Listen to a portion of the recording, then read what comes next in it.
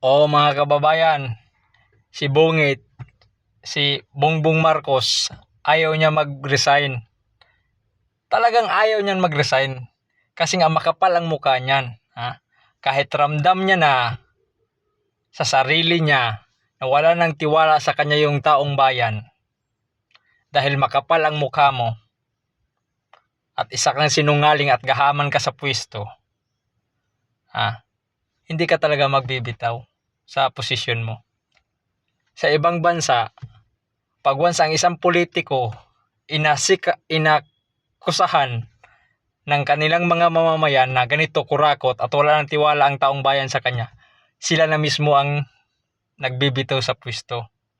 Sa Pilipinas naman, kagaya nito, yung mga ibang politiko, pag inakusahan sila ng taong bayan na ganyan-ganyan, hindi yan magbibitaw sa pwesto kasi nga makapal ang mukha niyan.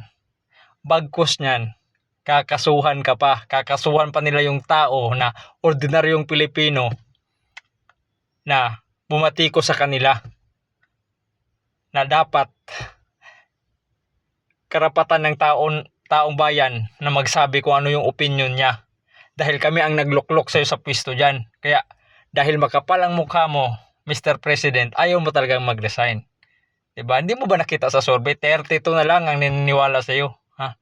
Kay VP Sara 50, kay dating Pangulo 63. Ikaw ang pinakakulilat. Biruin mo, presidente ka pa.